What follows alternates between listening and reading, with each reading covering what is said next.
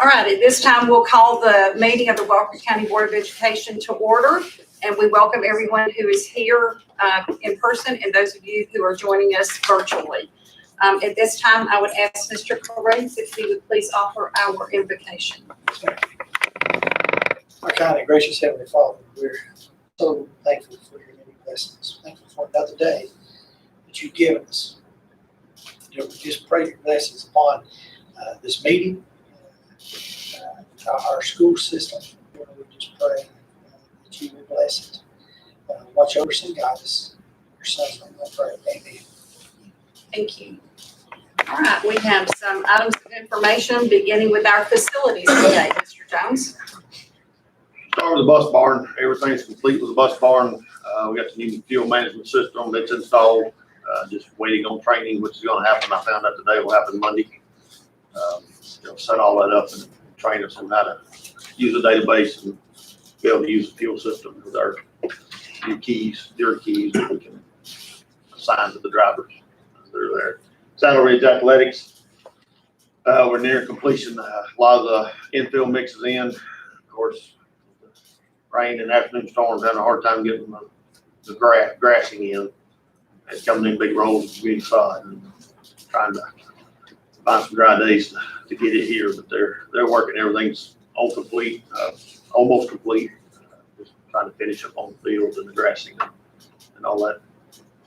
How it goes with that. Regional High School, we have Fire Marshal did an inspection. We are moved into the new buildings. Gym, restroom, weight room was approved. We have a temporary CO. Got a few minor things we got to do for the fire marshal to get 100%, get a permanent CO, which we're working on now. The ag buildings, the horticulture and ag mechanics, they have moved in. JROTC has moved in. They're setting all their equipment up and getting ready for beginning class there. So we're real close with contractor moved inside. We're starting to do the renovation. We got the old ag lab and the old horticulture lab that we're renovating, dividing one of those, turning into classrooms. The art room will now, old horticulture room will become the art room. The art room will become the course room. So they'll have all fine arts on that one wing of the building. And we're hoping to be done, be complete. Well, pretty much got to be by the time we begin school. So we're going fast and furious there, trying to get all those renovations done. Chattanooga Valley Middle Athletics. Did get a survey, got it today. I just gave him a copy. That survey was complete. Got several copies. Haven't spoken with Chattanooga Valley Lions Club, but I will probably tomorrow and give them a copy of the survey, and then we'll take that next step after that and see where we need to go. That's all I got. Mr. Jones, will we be, when we go back to the school, assuming that we go back to school at our appointed time, will Saddle Ridge be able to use those athletic fields, that softball field? Yes. Okay. Yeah, the fields are almost complete. The concession stand, all that's complete. All the sidewalks and concrete are done. They were working on the drive today, which is going to be a gravel drive and parking. And you'll step up on the sidewalk and go to the two fields. Just waiting on the weather to break. They were bringing some today. There's some more infield made when the storm came. So I don't know. I wasn't up there at the time, so I'm not sure if they got it in, got it delivered, and got it back out before the rains hit, or they had to hold on it. I'm not sure how that happened this afternoon.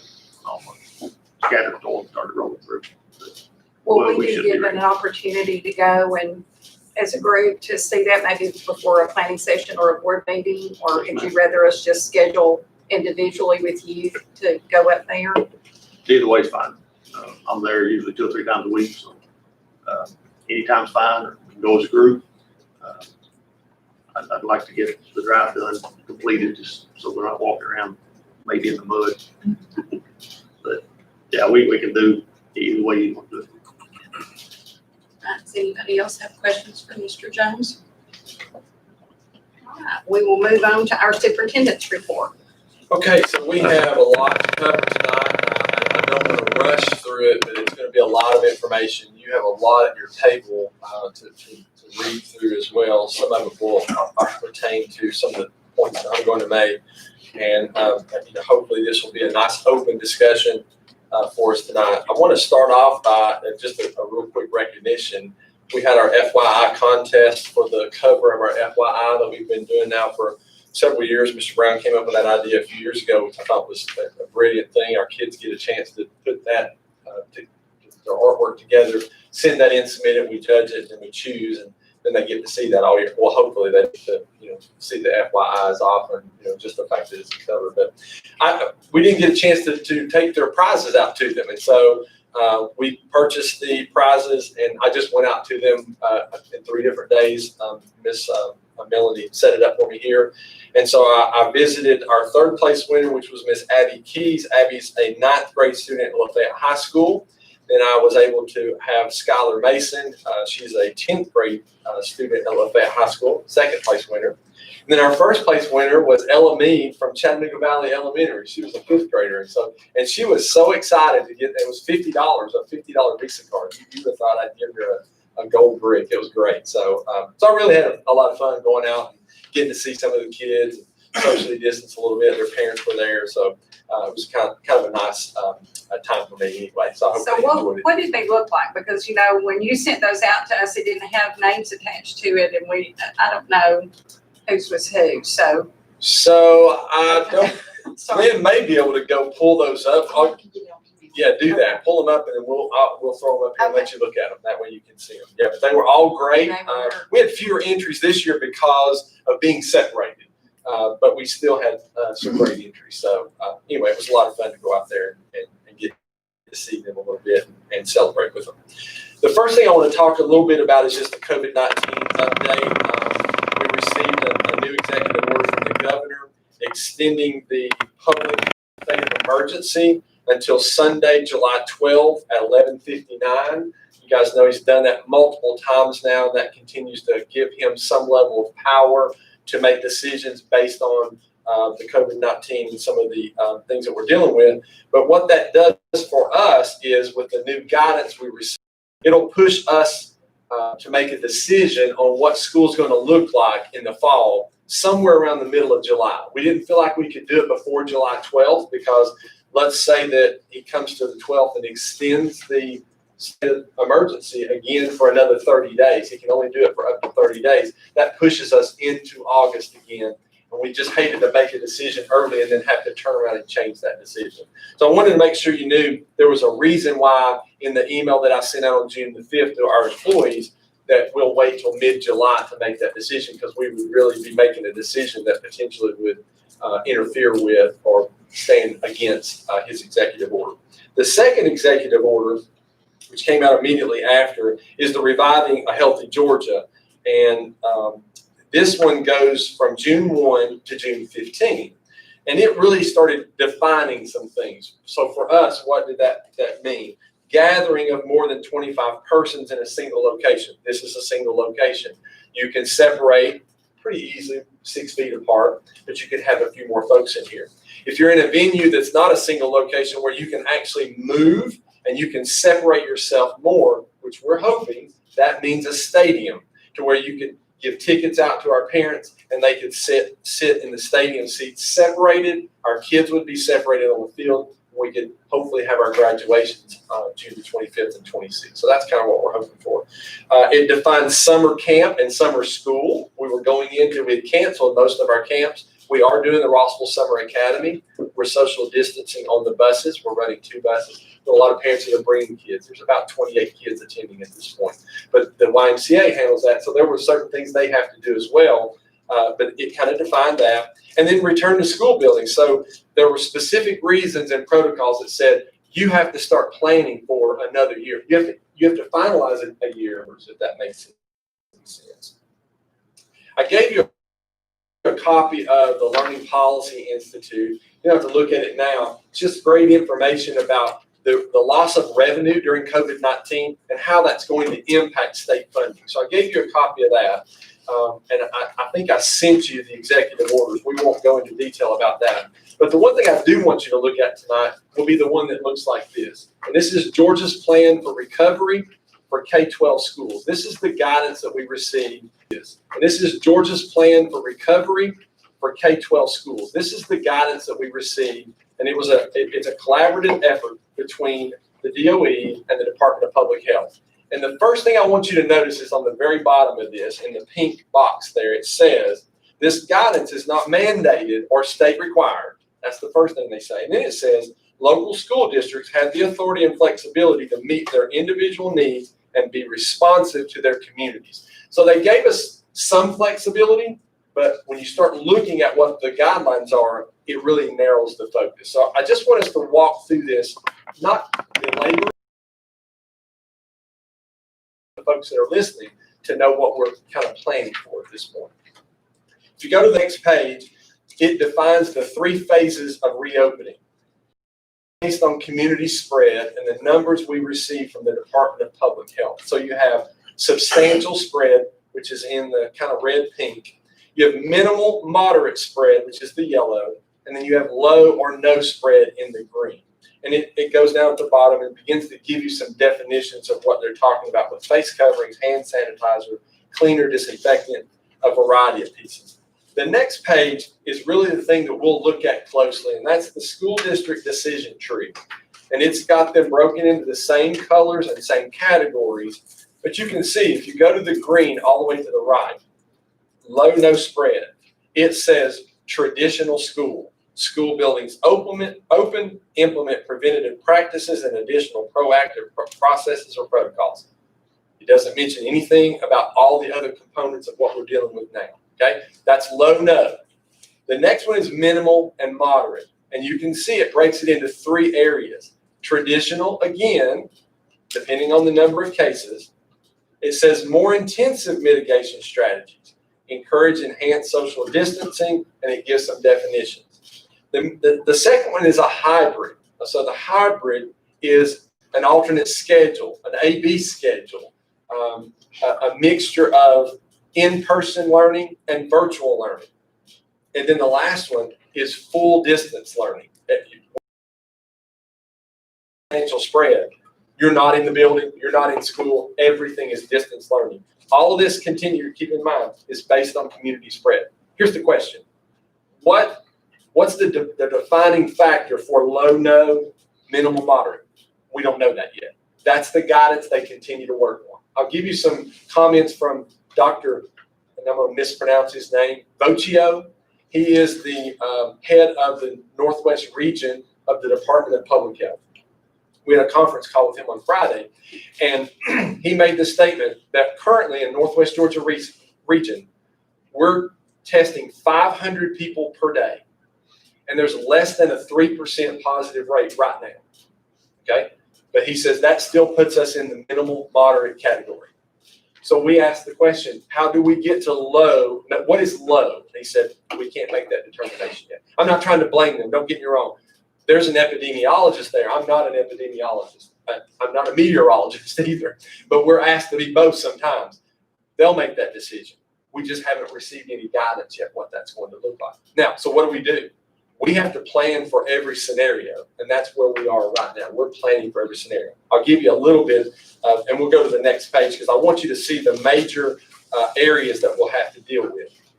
So this is broken into practicing prevention, transporting students, entering school buildings, serving meals, transitioning, conducting large group gatherings, supporting teaching and learning, protecting vulnerable populations, and then when a child stays in school, what do you do? Those are the categories we have to look at. And in each category, you have to break it into those 3 phases, and there are different protocols for each phase. So our plan is we've met twice. The directors and coordinators met one time. Then we met again with all of our principals. We have a meeting planned tomorrow afternoon where we're going to break into elementary, middle, and high and start putting together what does this look like in our buildings. Obviously, low, no spread. We know what that's going to look like. We're going to continue to do the cleaning protocols that we have in place now. We're going to add additional signage. We've already ordered hand sanitizer stations. We've put in additional protocols in the kitchen. There's a variety of things we've already done for the low no. That would also kind of fall into the minimal when you go back to traditional. It would just be enhanced a little bit. Then you would look at social distancing. You would look at going to lunch at different times. Different classes go. Some eat in their rooms, some eat in the cafeteria.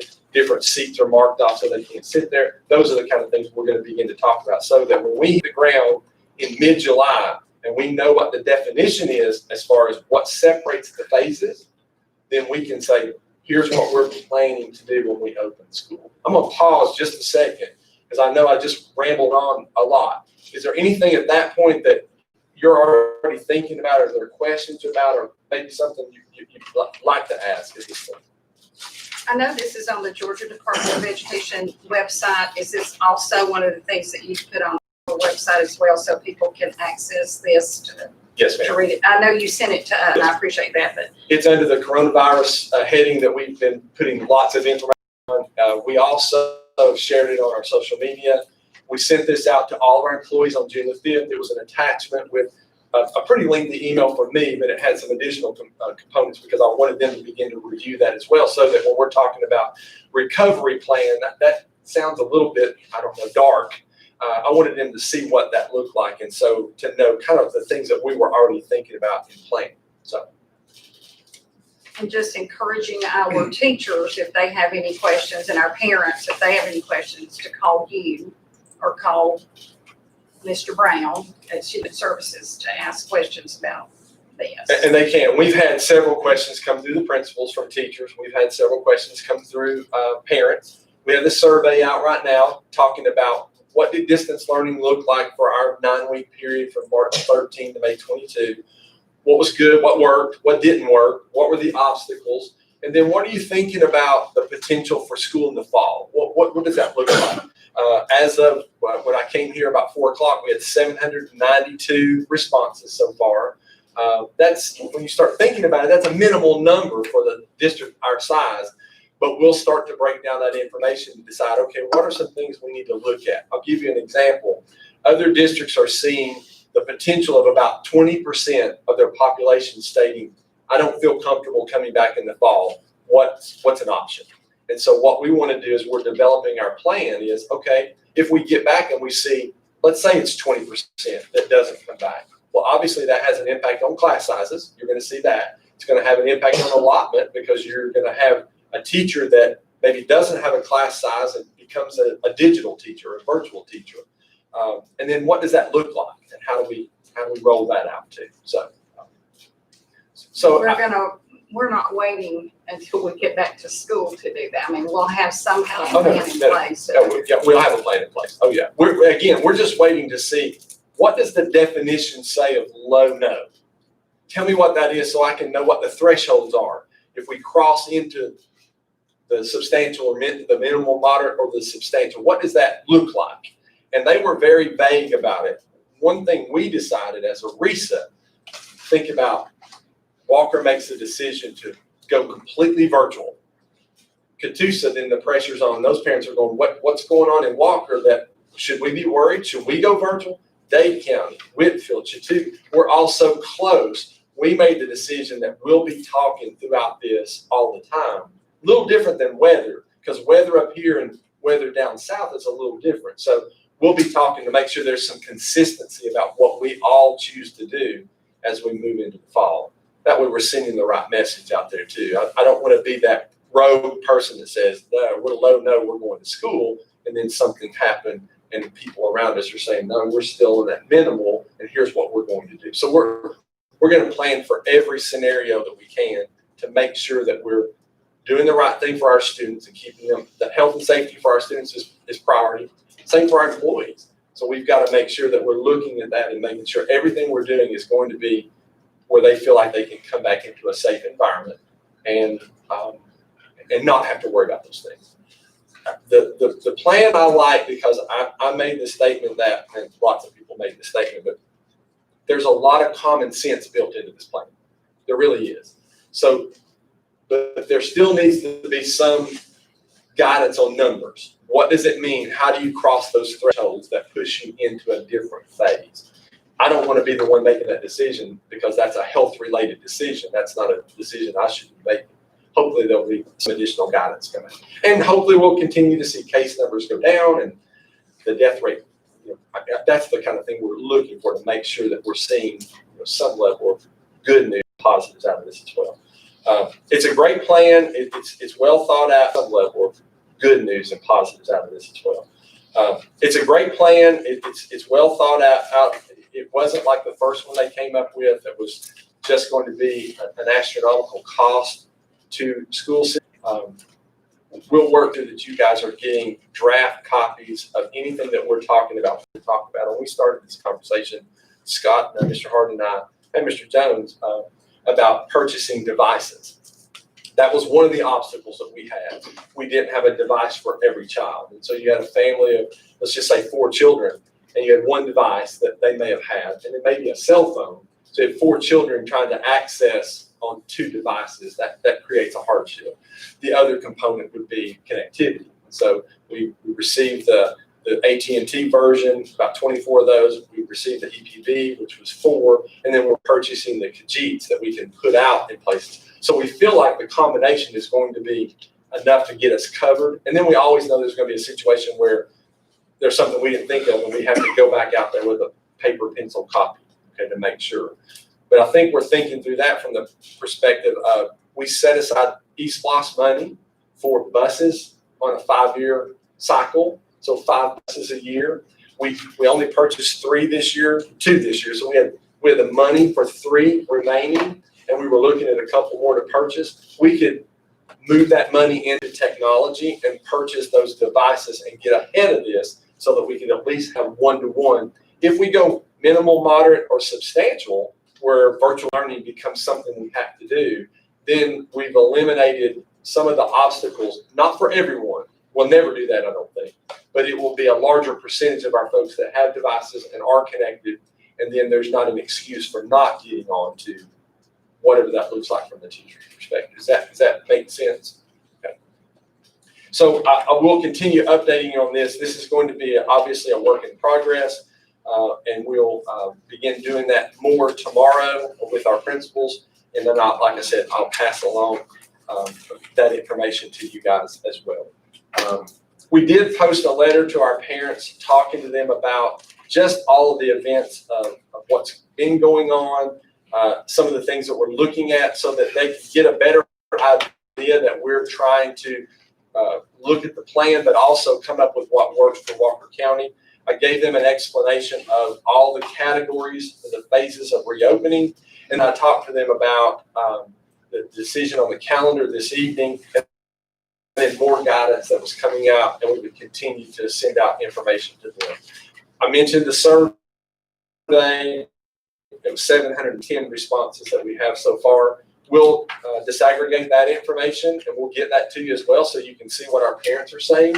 I also sent this out. We used the Distinguished Board application, the parents. I sent that survey to them and asked them if you haven't completed it, if you'll complete it, and if you know somebody that maybe hasn't seen this at this point, make sure they have a copy or access to it so we can get that information from them as well. Mr. Raines, Yes. on the survey, I noticed, you sent it to us, and then I had sent a reply that I couldn't access it in that format, so you sent it out. I don't know if you sent it to everybody or just to me, but I got it.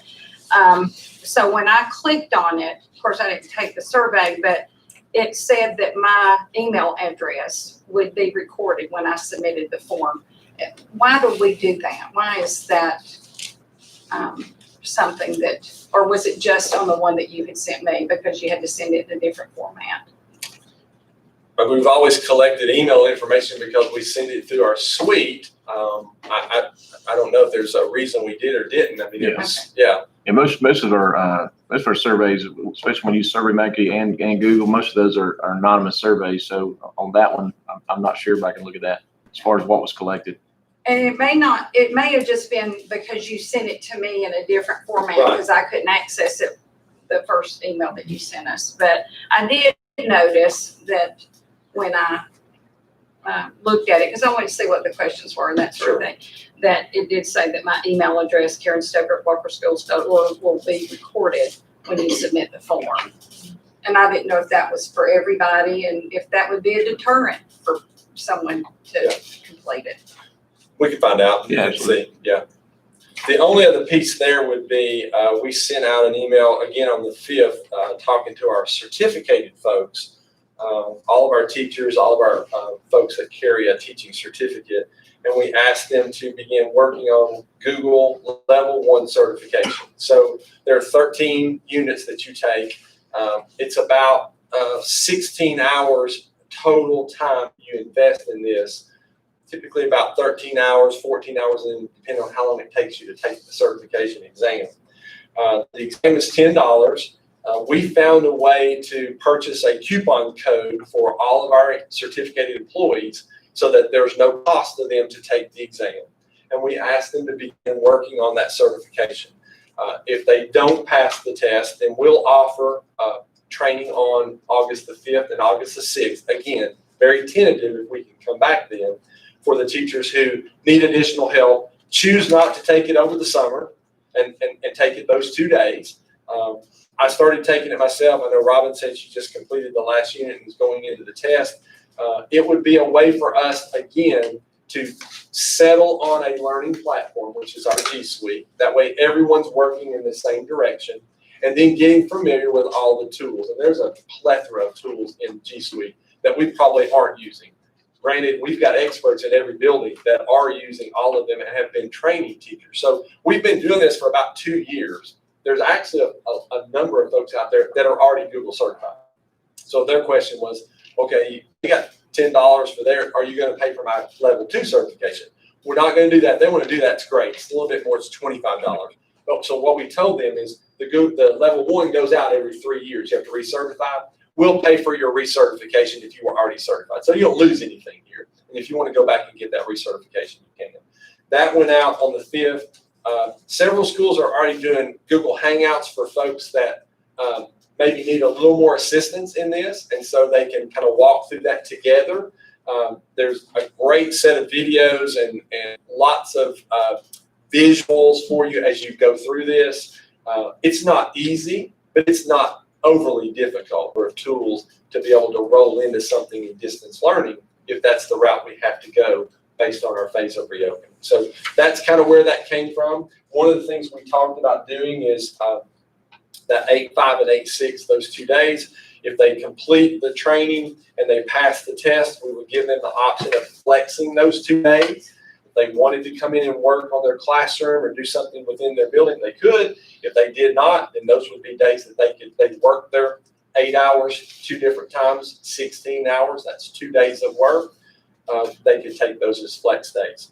A lot of folks have already jumped on this and are moving quickly because it's a great direction for them. It's a nice professional learning for them and kind of a nice badge to put beside their name as a professional that they have the certification. So we'll continue working alongside all of our principals and all of our teachers as they get the certification over the next few weeks. So that kind of ties into the reopening plan as well. So any questions before I move away from COVID-19? Quickly move away from COVID-19. The next thing I think we need to talk a little bit about would be our calendar. You guys approved a calendar in February. I've got it pulled up on or hopefully it'll pull up there. That was our approved calendar as of February the 18th. And then we began talking about the potential of the budget cuts when we learned of the 14%. And so we started presenting ideas about what that potentially looks like. The last one we presented to you guys would be this calendar here. And it's the one where we began to look at the calendar reduction days. And this would show 10 calendar reduction days. And this assists us with the reduction in our budget that we received from the state. It would move our start date from August the 5th on a Wednesday, and it would push us up to August 13th, which is on a Thursday. And I kind of went through these days, but if you remember, going from the 5th to the 13th, we lost 6 student days there.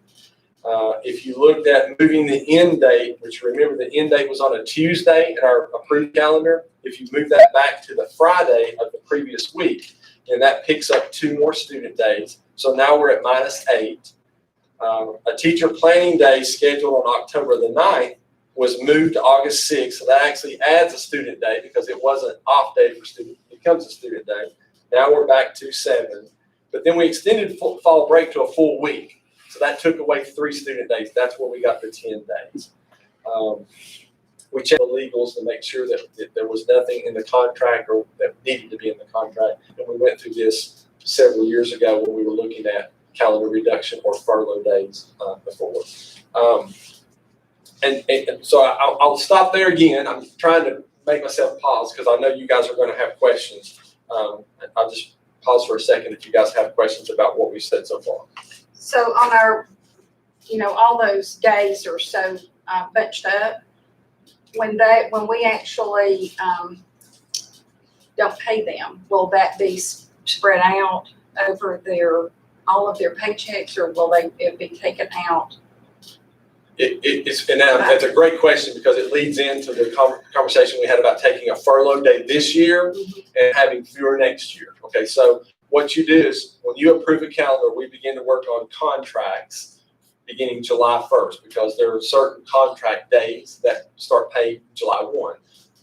It will tell them their date to return to work and start factoring that pay. Then their pay would be deducted 10 days, but then it would be spread over the length of their contract, whether that's 12 months or 13 months, however they get paid. So it would be obviously 10 days is 10 days, but it would be spread across the entire year so that you don't see that large number all at one time, which is what was going to happen with the furlough day. This year, a furlough day is taking the place of a day that we've already worked.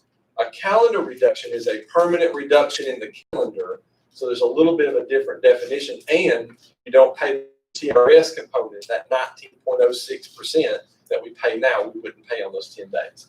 So yes, it's spread out. And you remember that overwhelming, when I say overwhelming, we had 792 people respond to the survey, which is, we have how many in total employees. We're a lot more than that. So it was about maybe half of our employees that took the survey. Almost 75% said, yeah, we'll take a furlough day. Well, then the questions began to happen. What about folks that were retiring and the end of their educational career was, I'm going to get a full day deducted, not a spread out over 13 months, but a full day.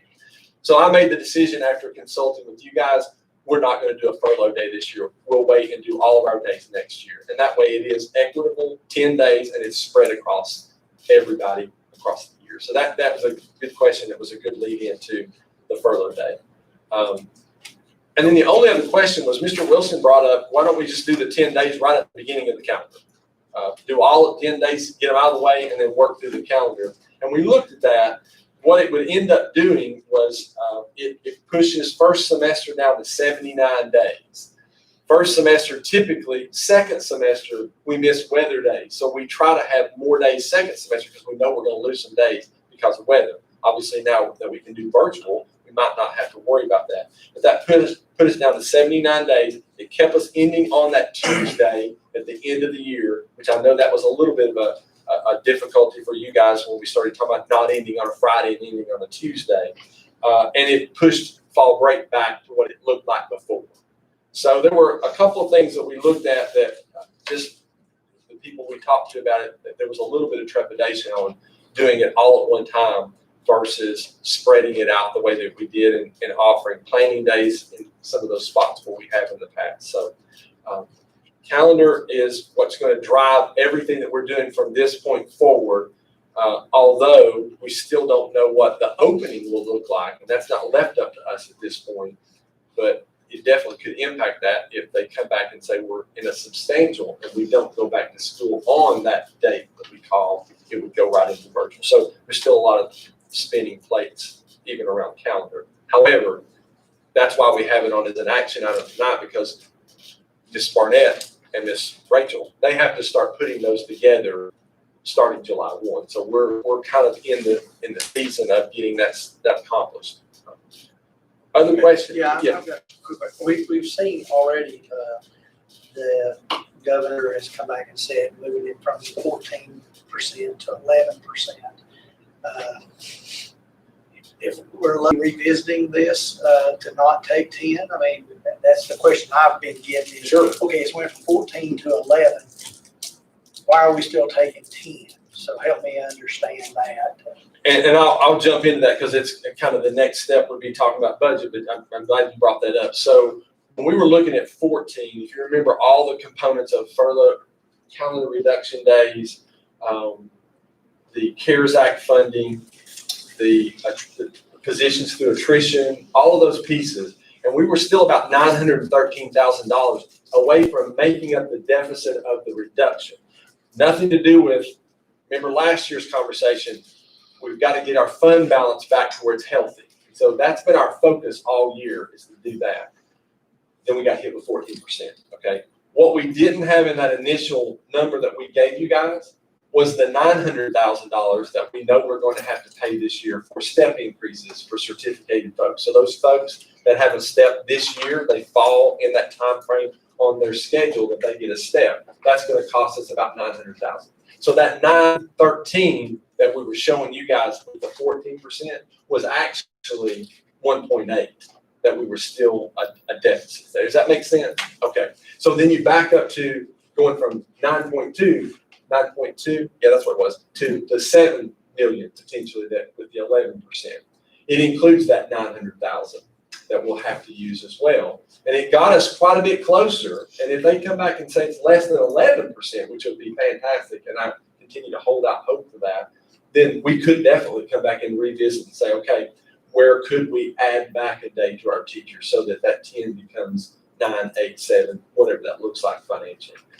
The other component is, keep in mind, last year we ran our budget to balance it. We projected using about $2.5 million from our fund balance. We were at 5.9, like 5.9, is that correct, Rachel? Mm-hmm. Okay, we were at 5.9 when we began the year, and we were already projecting we were going to be somewhere around $3 million at the end of the year because of what we were going to use. With COVID and the closings and expenditures dropping some during that time, that fund balance is a little better than we thought, but this helps us not to have to dip into that this year because we feel like next year we're going to see some level of reduction again based on revenues. So I walked all the way around that, Mike. I really did. I want to show you some more in just a minute when we pull up the budget that hopefully it'll put numbers to it that'll maybe give you a little more light on that. Does that make sense? It's okay. Okay. Any other questions? What does a day equate to in a number? So a calendar reduction day for all employees is about $300,000. Yes, sir. And this, I mean, yes, it goes along with calendar or whatever, but you mentioned it just so those step increases. Yes. I know just Hamilton County actually removed step increases for this year. Has there been any talk from the state level or anything like that for not doing step increases? So Hamilton County came back and changed that. Did they go back and change? Well, they found out that they couldn't affect the state salary schedule. Gotcha. Yeah. So those, and it's not every teacher that falls on that.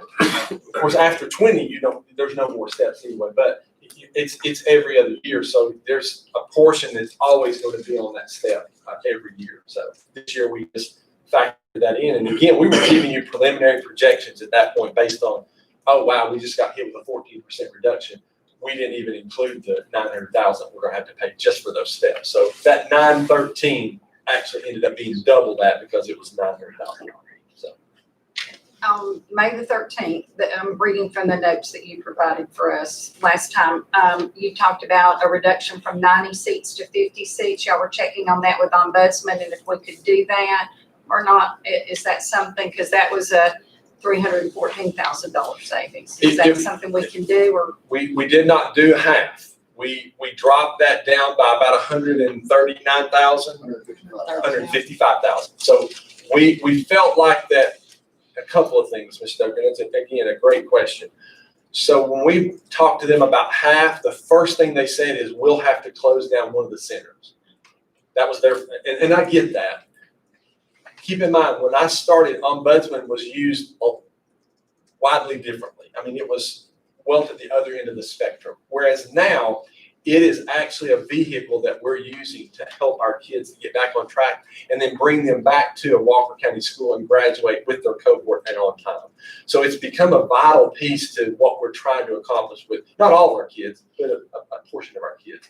So we felt like that the number of seats we could reduce and do something on our own to offset that a little bit, and then revisit it again next year, giving them time to start planning, okay, this may be just one center for them.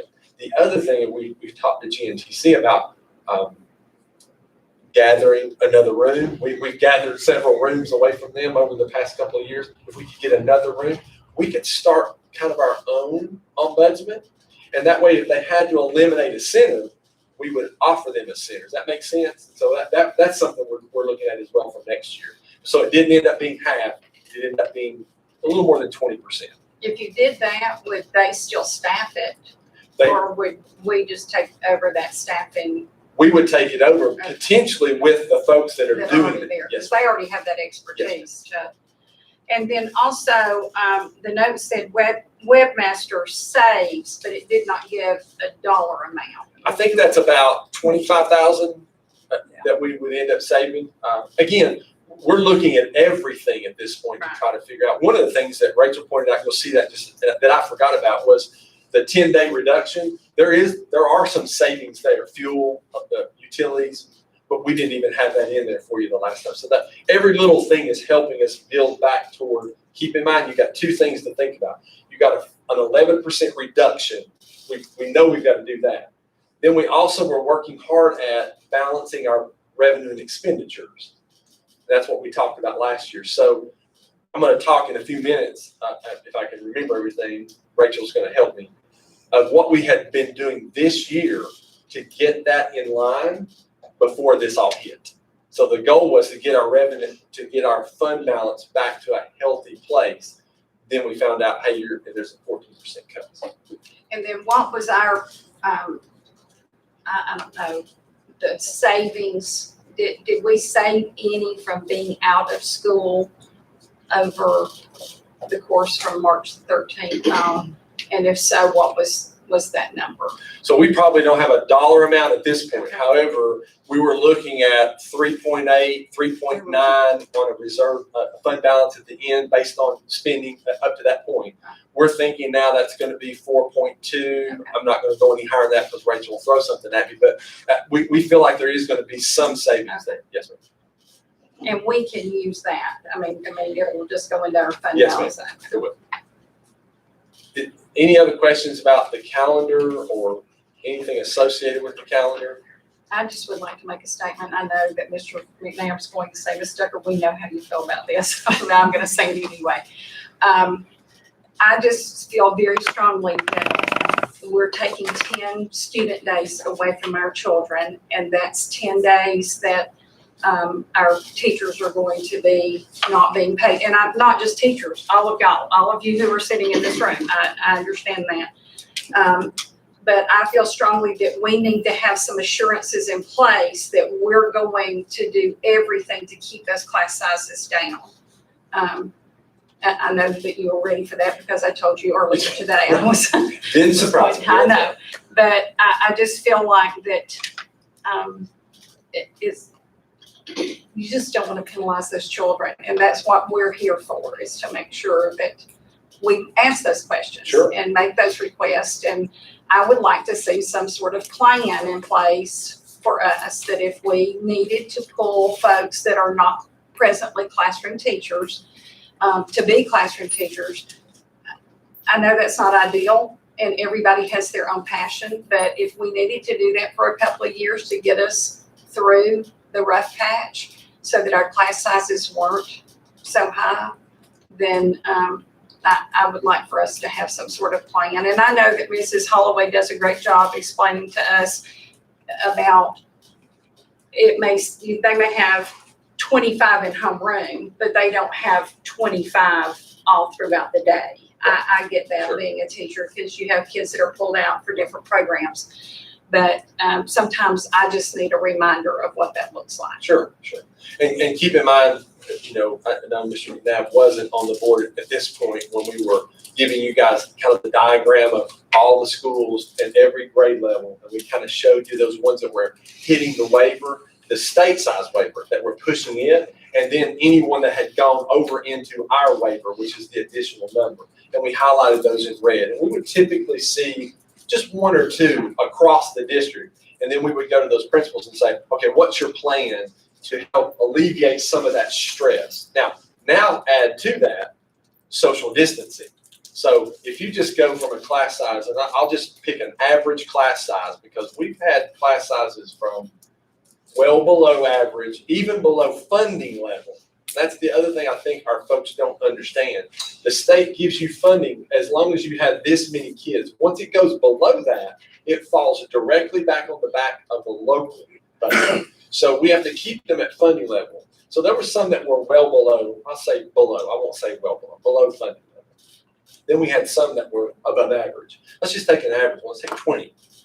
20 kids in a classroom is hard to social distance. In fact, I would say near impossible to socially distance for a couple of reasons. One, there's not enough physical space in the room. And sometimes there's a lot of stuff in the room that it's hard to get around. So automatically we're having to think of what does that plan look like if we have to socially distance, because that's going to be difficult, especially on the buses. And we've talked about that a little bit. And Chris and Kevin are still working on the community stop scenario, making good progress there. So if you go virtual, it does help with those class sizes, because then you're bringing in an AB, half and half. That's part of what we'll look at as a plan. However, we will have a plan for anybody that we see that's going into that above the state level and into the waiver level. And we'll keep you informed of who it is, where it is, and then what the plan is to make sure that, because again, I don't want any of our teachers feeling that pressure. I mean, it was my idea to do intentional wellness for our teachers.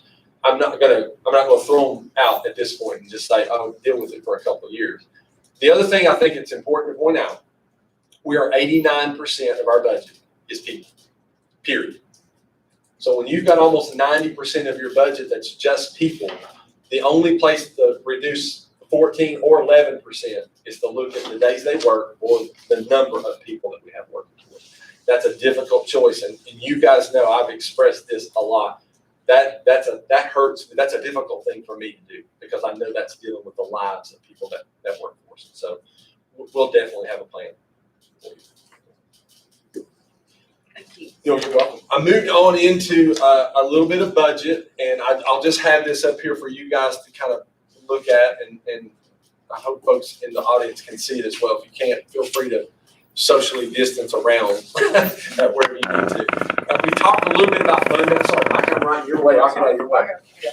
We talked about the fund balance. We started projecting that around 3.3. Remember where we started? We talked about where our fund balance was at the beginning of the year. We did have a midterm adjustment with our FTE. That means we had a few more folks in our district, and we served them to maximize the funding category. That's a nice place to be, okay? Remember we talked about that several years ago. We're going to focus on that so that we get those midterm adjustments. That means that money doesn't come in the middle of the year. It comes at the beginning of your next budget cycle. October through May, tax collections have been really, Rachel's been tracking that along. It's been good. We've been getting checks more often, and she picked up a check this morning. And remember, we pushed last year on getting everything into them.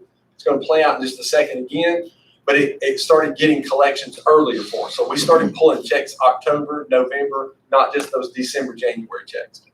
COVID-19, you mentioned this earlier, Ms. Stoker, projections are coming down because we didn't spend the money during that time. So our current projection is right about $4.2 million for our ending fund balance this year. So we talked about the May 1 when we heard from the governor and said be prepared for a 14% cut. That was $9.2 million.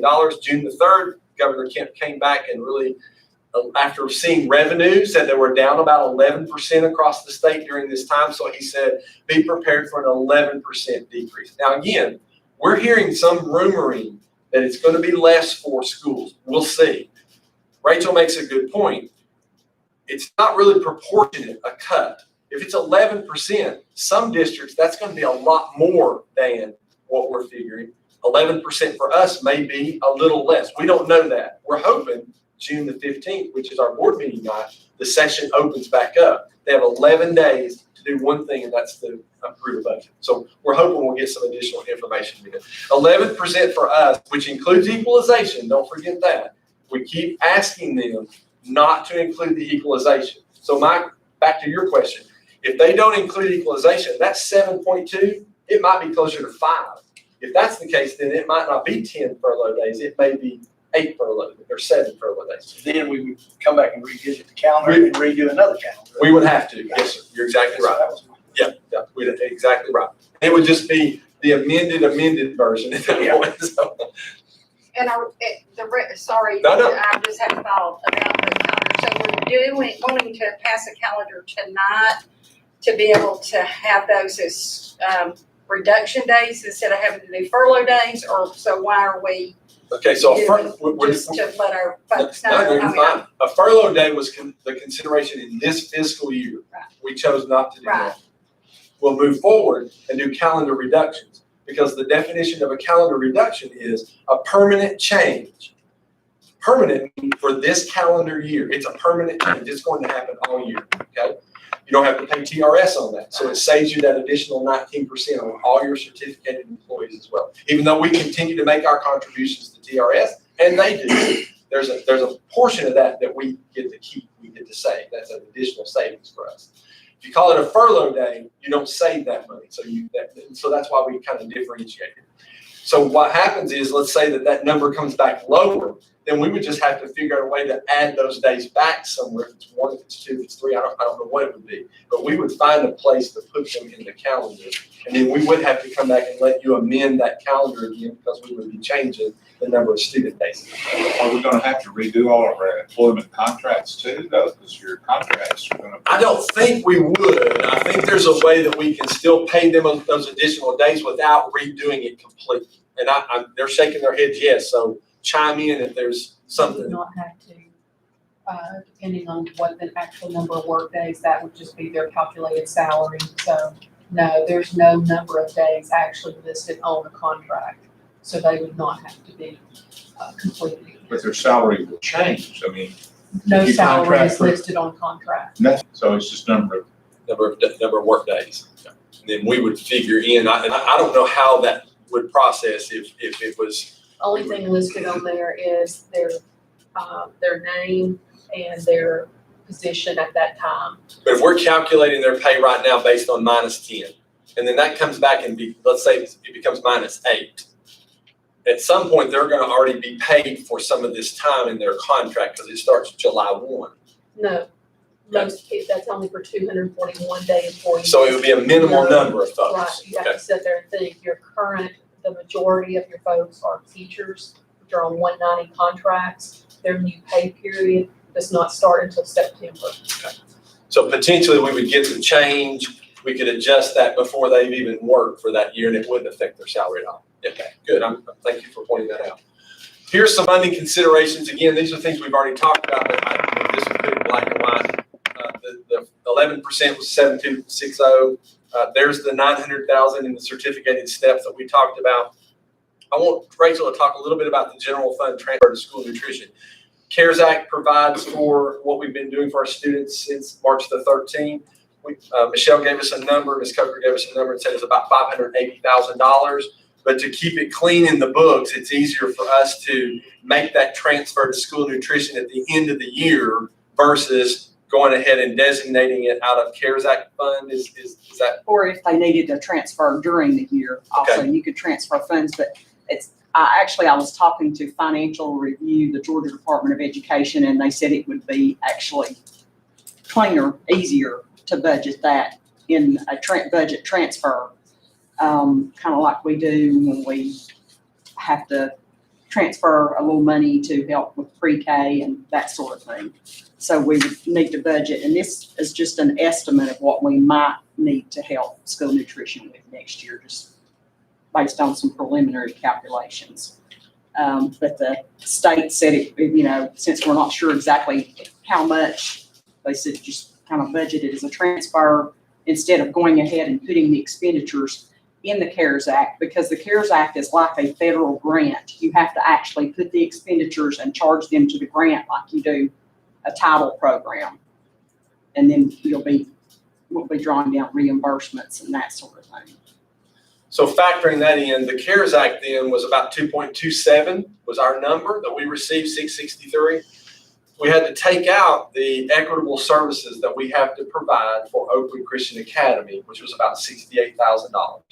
So we're working with them now because they get that portion. Now I want you to know this, and I hate that I'm saying it over the air, but it is what it is. We don't feel like that's the appropriate way to spend that money, but it's not our decision. It's a federal law. But we feel like that the federal law does not dictate that they should be able to get that money based on total enrollment, where we base that money on free and reduced status, Title I. So there's some questions out there about whether or not, and that's not a slam against anybody. Don't get me wrong. I'm trying to walk closely here. But that money should be our money, and there should be money set aside for those private schools as well. Okay, so that's still up in the air, but it's about $68,000. So that leaves us 2.160 in the CARES Act funding. So that potential, what we're looking at as far as a decrease is 6.57915. Then we go to this, and this is what we've been talking through the last 30 days. Through attrition, we've saved about $2.4 million. The 10-day contract reduction is about $3 million. There's the ombudsman at the 130 instead of the 330 we talked about earlier. Project Search was 120. There's the fuel and utilities for those 10 days. And then the extended year and the web supplement, we just put those together. So you can see there was about a $5.9 million savings there. That still left us with a budget deficit. It was about $636,000, about $700,000 is what we're still working toward right now. That has to come from somewhere, and so we continue to look at every part of our budget to find out where is that going to come from, so we don't have to consider looking at our reserve balance to make up the difference. Even though last year we were running a little more than $2 million out of our reserves, and it doesn't appear that's going to happen this year, but we would have to look at where does that deficit come from. Now, if they reduce that percentage, that takes care of it for us. If it doesn't, we've still got to find that number. Just wanted to show you about CARES Act funds. There's the 2.27663 can be used for continuity of budget, proportionate share to a non-public school, which I mentioned just a second ago. Question, let me stop there. Questions about the budget or anything that we've talked about or things that kind of have sparked? So right now, we are $700,000 short. Yes, sir. What percentage would need to drop to cover the state? If we're at 11 now, what do we have to go to cover that 700,000? What miracle do we need to happen or whatever? 1%, would that cover? Sure, it would, Okay. yeah. And again, if they just wouldn't cut 11% from our equalization, if they just left that alone, because equalization by definition is like Title I. It's to level the playing field from the poorer districts. Equalization is the same thing. So that 5 mil share that we send back, that puts in a pot, and they divvy that out to all the poor districts, and we get a considerable amount of money. If they wouldn't touch that, that would not only handle our deficit, it would reduce our furlough days as well. So it's calendar reduction. I can't get it out of my head. Is there anything that we can do as a board to hasten this? Do we need to be writing letters to anybody? Do we need to be calling people to get them to do what we need them to do? It definitely helps that today's election day, so we'll kind of know who those players are going to be as we walk into the future. But anytime we can reach out to a senator or to an elected official and just put that in their ear, and I've been doing that consistently for the past 3 weeks. The CARES Act funds, but also the equalization component, because that impacts Walker County students and teachers. So definitely, if you can reach out, and I don't mind putting together something that you guys could use as a template and provide all those addresses, I'm happy to do that for you as well, but that would definitely help. But back to your question, 1% or not cutting the equalization would take care of it. Yes, sir. The other thing it would do, I'm glad it's a great segue for me. So we were already concentrating on equalizing our budget, revenue and expenditures this year. We had worked extremely hard on watching everything we were spending so that we could get ourselves back in a situation to where our balance was growing, our reserve balance. You remember last year, you guys adjusted the millage rate, and it was about a $900,000 projected additional revenue. Well, it's been that and some. Okay, so I wanted you guys to know that that additional revenue has been there. So if you think about that, if we hadn't done that last year, this year that would have been $1.8 million in revenue that we would have lost. 900. That's a huge. We're continuing to see revenue drop lower and lower. We started to see that equalize. We just got our preliminary numbers back, and they're already saying that the 17,404, which is where we sit right now, is projected. What was the word you used? Not temporarily, not The preliminary. preliminary. Sorry, the big word slipped my mind. Preliminarily is about $360,000 more in anticipated revenue. Now, what does that do? That creates the need for 3 hearings because that's going to be considered a tax increase. But think about that. From last year to this year, that's $1.2 million, $1.3 million in additional revenue that we've brought in to help the school system, to help our teachers, to help our kids, to provide the programs and services over something that you chose to do last year, going back to where you sat for a number of years. So I wanted you to know that because in just a second, you're going to see we're going to have a busy July because we've got a lot of things we've got to get done in July. First thing starts off, we're thinking about a call budget session if we know what our number is based on the legislature. But you guys know we have tentatively planned the 25th and 26th graduations at 8 o'clock in the morning. If we can continue with those, I'd like to pick one of those days and meet after that, since you're already going to be together, and have that session so we can say, here's the hard numbers we've received. This is exactly where we are. This is what we look like, so that we can put on the budget agenda for the planning session and board meeting in July a tentative budget for you guys to consider and approve. That would mean we would have to have a call meeting on one of those days. We would have a public meeting on July 14, which is prior to our planning session at 5 o'clock. We would have a public meeting. Then our second public budget meeting would be on the board meeting night at 5 o'clock. And then at the regular board meeting, you would vote on the budget for FY21. Okay? In that same vein, we would go to the tax levy or the millage rate. And I just talked about that just a second ago. 17,404. We're estimating about 360 preliminarily, and then we'll find that information, the final digest, on the 15th of July. That would push us to looking at a call meeting on Thursday the 30th at 6 o'clock just for the tax levy. And you know, we went through that last year where we just walked through the whole thing. I showed them our budget. I showed them everything about our financials so people can see why we're thinking about holding the line on that number to gain that additional revenue. Tuesday the 11th at 10 a.m., the law states you have to have 2 at a regular board meeting time or close to it, and 1 at 10 a.m. We would offer 1 at 10, the same day 1 at 5, and then we would meet at 6 o'clock at our normal planning session. It would be an action item to get that information to Ms. Walker by the 15th. And then that fulfills her deadline, which is the 31st, I think, is when she has to have everything. Again, I've spilled out a lot of stuff there. Any questions or comments or concerns that you want to mention towards? No, can you send that to us? Oh, yes, ma'am. Thank I you. will. I'll send you this whole sheet that's got all the links, Absolutely. and that way you'll have Thank it, okay? Mr. Raines, can I address what the State Department's trying to do for Sure. teenagers? They are in the process of collecting all of our losses across the state, and they are approaching USDA to perhaps initiate a CARES Act that would specify school nutrition, which would possibly allow that money that Rachel set aside in case we to be a part of your budget and not something you have to look at from me. I don't know exactly what it means. They're in the process right now of just asking us to pull up our numbers together. Ours has increased a little more than the 580. When we went back and looked at all of our food loss or anything that we have, we would have to adjust that probably about $6,000 or $7,000 in what we lost just on food itself that we couldn't use. But with that being said, at that point in time, when the question came up, who could you contact? I I could reach out and find out who that would be. Name that would come to mind would be Sunny Purdue. But I'm not sure who they would suggest us to contact, but if they will give us that information and let us know, then I'll be more than happy to share. Because it's never been our goal to have to call on you all to support us in any form or fashion. So we can only be hopeful that they will reach out and do for us what needs to be done.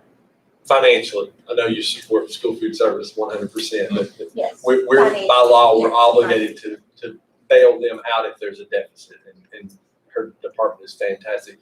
Which is another reason why we moved that in and showed you that as being a transfer out from the general fund. If that happens, then that money can be used for something else. Another thing that we have asked them for, and I just reached out the other day and did put it in writing. We are not CEP, which means community eligible, which means we can serve everyone free. But there's several of us that have spoken that if they would just give us 1 year where we could feed children without any cost to children, that would be all your full pay would be free, everyone would be free. It would just help us get our fund balance to the point that they pretty much require us to be in order to maintain, but it would make a significant difference in what our fund balance would be. So we would have the fees to work with throughout the year to meet the needs that we have. So I will let you know as we hear more about it. I will share it with Mr. Dunton, Mr. Raines, and then perhaps if there's people that you could reach out to, anything would be appreciated. Other questions? Yes. I think it was Mike that asked, but I'm old and I may have forgotten, but someone asked about SPLOST, using SPLOST money. Yes. Is that something that we have asked about, So that's been on the ballot a couple of times, is to use that 20% for salaries and other operational pieces. It hasn't been back up in a couple of years probably, Chris, I would think. Keep in mind, we are, by law, you're allowed to use some of that for salaries. For instance, Mr. Jones, we could take a portion of his salary and pay it out of different areas, eSplosh being one because he works so much with eSplosh. Lamar, when he's on a project that's completely eSplosh, his salary is paid out of eSplosh. So you can do that now. Whereas Mr. Cruz, I think, was asking operational things. Could you just take, say, 25%? I was just wondering if they would give consideration from a legislative standpoint or whoever during this tough time. Sure. And then say, next year you can't do it, or, this is a one-time deal, you can use the X amount. I just wondered if they even talked about it. I have, other than legislatively trying to say that you could do that anytime, that's the only conversation that I've heard about it. The other thing that's always been the concern is if you ever do that, would the general public continue to pass that? Because they would say, well, wait a minute, you're not using this money that you get for that. Now you're using the other additional 1 cent. Maybe there's one of them you don't need and then it doesn't pass. And remember, we talked about that a little bit over the past couple of cycles, 5-year cycles. We've seen districts where their pass rate has gone from 80 to 90% down to 51, 52%. So you're really getting a little scary at that point. And we know without eSplosh funding, capital projects, we're pretty much dead in the water. We wouldn't be able to afford to do the things we do. This is just an no. odd time that we're all having. You're exactly right. It's a great thought. I can see if we just did this willy-nilly, when Sure. COVID wasn't around or anything Right. like that. Yeah. Definitely. We'll definitely reach out and ask that question. But we may That's a have the consideration. opportunity now that they know who our new representatives Sure. are. Yep. To bring that up to them. Right. Yeah. Okay, next thing we have on my agenda is the policy update. So you have a JCDA-E1. And then we also have JCDAA policy revision. These have been sitting for a month. There were some changes that we made, and Mr. Brown, I'll ask you if you'll, a couple of things were mentioned at our last meeting that we wanted to change in that. So if you don't mind detailing that, and then that will be something that you guys will vote on tonight if you don't have additional questions. I'm sorry. Sir? We'll vote on that. Not tonight, I'm sorry. It will be something you'll vote on at the Monday night. Yes, sorry, it's not tonight. The only thing is calendar tonight, so. We made the adjustments that you had asked for, Mr. McNabb, about the middle school, keeping the cell phones off and away throughout the day. So that was one of the things that was in there. I think that might have I been think the that's only the edit. only Yeah, I edit that think was requested. the dispositions mirror one another now, both the high schools. And we were close on those to begin with, but we wanted to make sure they both looked the same. In fact, I think we even went a little more stringent on the first disposition. Anyway, the first, that's all I'm saying. So I just wanted to give you the opportunity to ask any questions if you had those about those two revisions. And then we'll move on to the next. Could you send the revised copy to us, please? We can send the revised copy. I think we just got those back from Mr. Womack a couple of days ago. We did. Addressing those to you, Ms. Cobb. You already done that? I'm sorry, did you say that's already been done? Yes. The next two pieces I have are just very quick. We had mentioned last month about the naming of the riflery range at Ridgeland. That's a mouthful, riflery range at Ridgeland. I've asked Ms. Hughes to get some additional information to me, and then it can be done by resolution. The board would have to submit a resolution to say, yes, this is what we're going to do. We're going to name it in honor of. And so I've asked her to give me some more information so that I can bring that to you guys for consideration. We're not at a point now where we're even, need to be pursuing this heavily at this point. I just wanted to get all my preliminary information in order.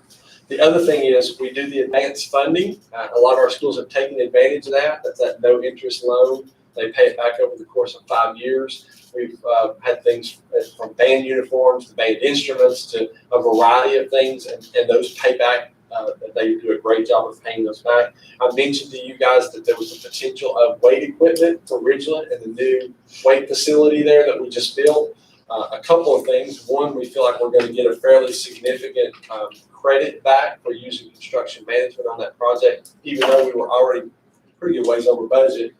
We'll get that credit back. One thing we'll do, Mr. Creasy had mentioned this before, we priced out the renovation of the existing gym bleachers or the replacement, and we are in the process of pricing out and putting that on the street to replace those bleachers. Is that correct? Okay. The second thing would be, let's see what's left, and if we can help a little bit. We had some low wealth funding at Lafayette. Correct me if I'm wrong, and we helped them outfit their weight room as well. The difference now is that Von Bell, who's an alumni, has offered to pay them for their weight equipment, but over a 3-year period. So they're going to be presenting to you guys an advanced funding request, and it will be paid back by the portion that Vaughn will be putting in, if that makes any sense. And I think there's somewhere about $78,000 somewhere. 78 to 85. Okay, that they've already priced out. And so he's willing to do that over a 3-year period. So it would fit with this advanced funding. We would front the money, they would purchase the equipment, and then their payments back to us would be the payments from Mr. Bell, if that makes sense. I just wanted to make sure you guys had that. Last couple of things I had, I gave you a copy of the TVA donation letter where they gave us $8,000. We've had system partners come to the front in a variety of places to help us out during COVID-19. The tax abatement, someone had mentioned, I think it might have been Ms. Stoker. I think I sent you guys that information. Did I not send you a pack? Okay, I thought I did. Okay, I just wanted to make sure I had that on my list, and I wanted to make sure you had that information. The RISA survey, which was the colorful graph from Bucky, that was from RISA. There were several questions asked. Are you going to look at calendar reduction days? Your new employee orientation, are you going to do live or virtual? The number of reduction days, when will you implement those on your calendar? When are you holding your preliminary budget meeting? So those were questions we asked as a group. He puts together the survey, sends it out, we answer, he sends us the results. I thought it'd be good for you guys to have that. GSBA is offering an emergency preparedness and crisis planning with COVID-19 training. It's actually Thursday. It's 3 hours. I'll be sitting in on that. I think we have several other folks that are going to be doing that. That's open if you guys would like to do that. And then the last thing, I gave you a copy of the Messenger article that will be running on the June 24th edition that shows our class of 2020. It almost looks like a bookmark. Mr. Cruz has it right there. You might have, yeah, there you go, Mr. Stegner. That's perfect. So we just did something that we just wanted to say, hey, congratulations. It'll run in the paper on the 24th. I sent that to both of our high school principals to let them know that was happening as well. So, lots of information. I apologize again for being so lengthy, but I just felt like it was something you guys needed to hear tonight as well. So that's all I have.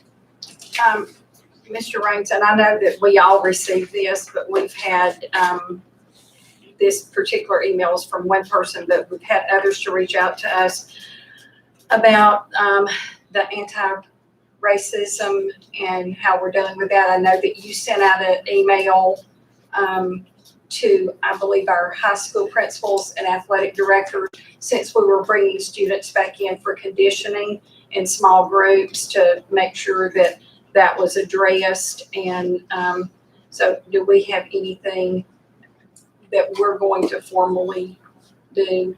It can be. It's completely up to you guys if that's something you would like me to pursue. What I sent out was for them to be aware that those conversations could be happening, and just make sure that there's some insight there.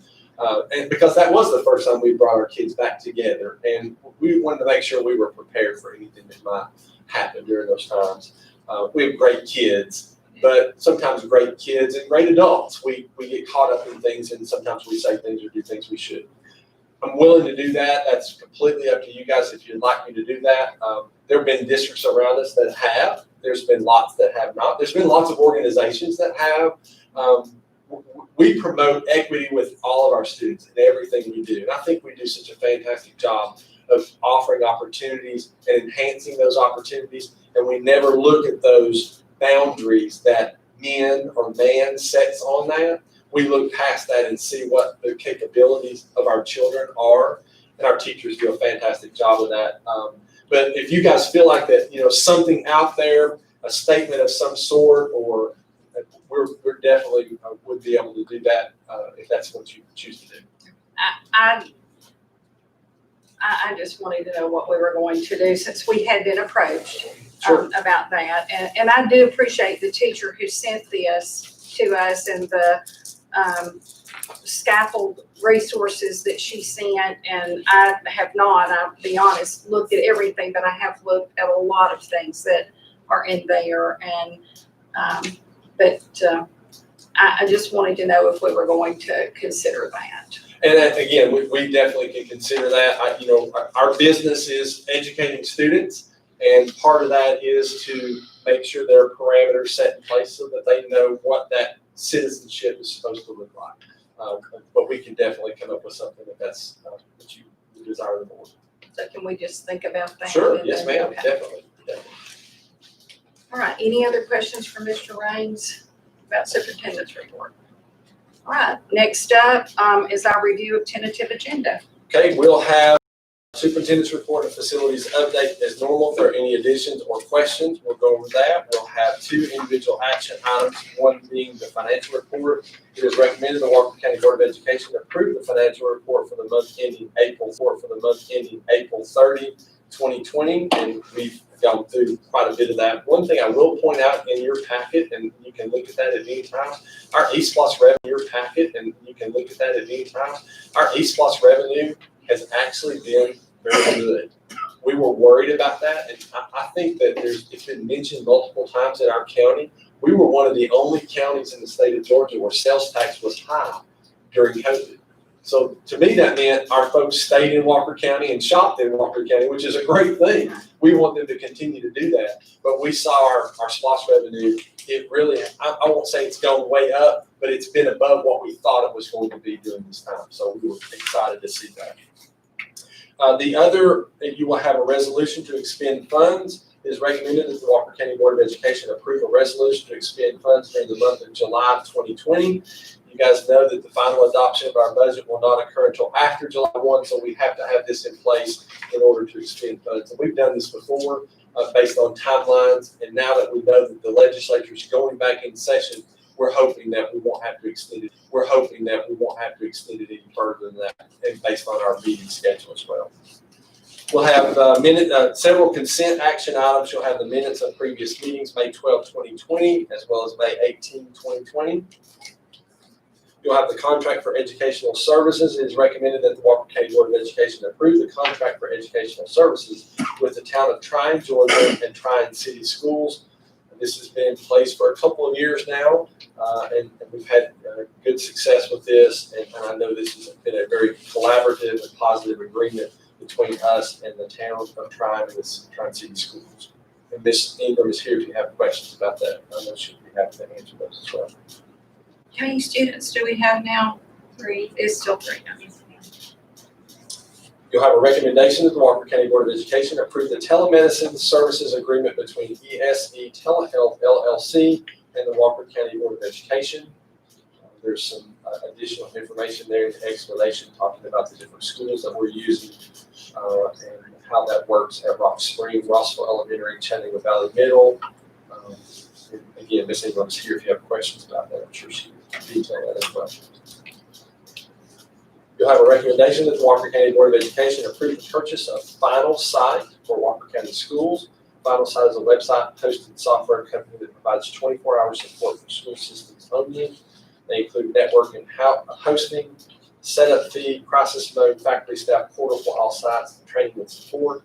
The final cost for Final Site for the year is $12,000, and it's a 5-year term or agreement. So we're excited about that as well. You'll have a recommendation that the Walker County Board of Education approve the clinical affiliation agreement between Chattanooga State Community College and Walker County Board of Education. You'll have a recommendation that the Walker County Board of Education approve the services agreement with Kimberly Langford for services as a certified occupational therapy assistant, or CODA. I have a recommendation that the Walker County Board of Education approve the service contract agreement between Stellar Therapy Services LLC and the Walker County Board of Education. These are all annual contracts. It's recommended the Walker County Board of Education approve the interagency agreements between several local businesses and the Walker County Board of Education. In your packet, those businesses are listed. This is for our CBE and CBBI classes. When they go out and visit those particular locations, and they have tasks that they do there.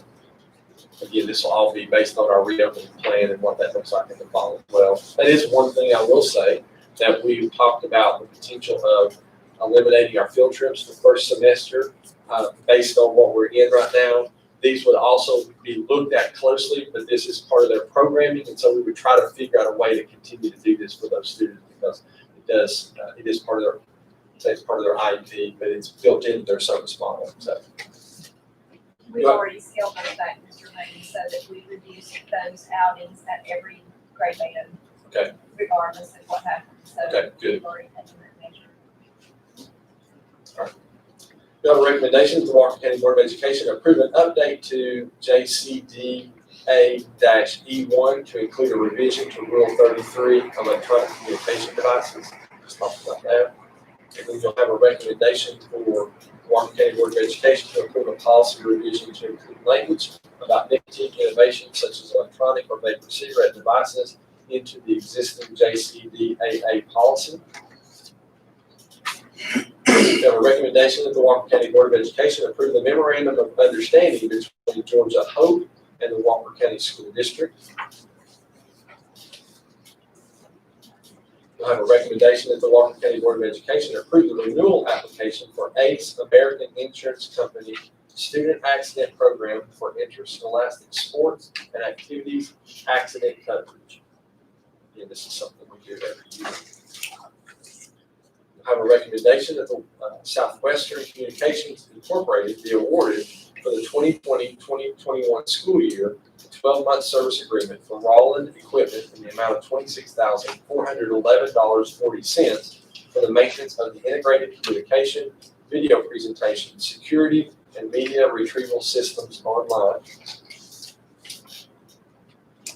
We'll have a recommendation that the Walker County Board of Education approve the Ombudsman Program Alternative Education Services Agreement for the 2020-2021 school year.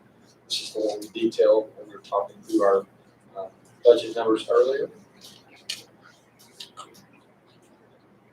You'll have a recommendation for Walker County Board of Education, accept the GEC School Food and Nutrition Services bid renewal for milk, juice, and dairy products to Mayfield Dairy Farms Incorporated for the school year 2020-2021. The requirements of the bid will continue in force in the same manner as we provided this year. You'll have a recommendation for Walker County Board of Education, accept the renewal of the GEC School Food Services bid for bread to Bimbo Bakery for the school year 2020-2021. You'll have a recommendation that the Walker County Board of Education accept the renewal of the GEC School Food Services bid for disposables and chemicals to American Paper and Twine for the school year 2020-2021. And you'll have a recommendation from Walker County Board of Education accept the renewal of the GEC Food and Nutrition Services Purchase Food RFP to Gordon Food Service for the school year 2020-2021. And then we have several school contracts. It's recommended the Walker County Board of Education approve the contract between Lafayette Middle and Herb Jones Publication for their 2021 yearbook. It's recommended the Walker County Board of Education approve service and maintenance agreement between the Walker County Board of Education on behalf of Lafayette High School and Kelsan. It's recommended the Walker County Board of Education approve the memorandum of agreement with North Georgia Community YMCA of Chattanooga for after-school child care programs for the FY 2021 school year at Cherokee Ridge Elementary, Rock Spring Elementary, Rossville Elementary, and Saddle Ridge K-8 schools. It is recommended that the Walker County Board of Education approve the Scholastic Book Fair Certificate of Agreements for the following school: Rossville Elementary, September 28th through October 2nd, 2020, February 24, 2021 through March 3rd, 2021, and May 10, 2021 through May 14, 2021. That will take care of our agenda for Monday.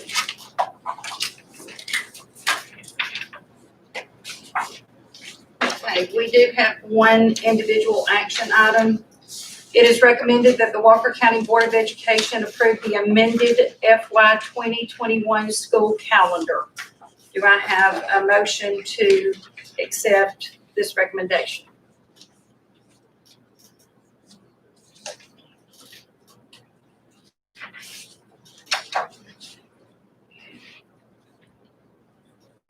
Motion.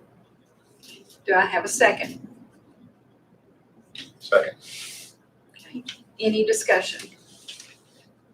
And I think I had my discussion earlier, so sorry, should have waited, but, all right. If there's no discussion, I will ask for a vote. All in favor of the amended FY 2021 school calendar, please signal by raising your hand. All opposed? Right, we do have need for executive session for personnel.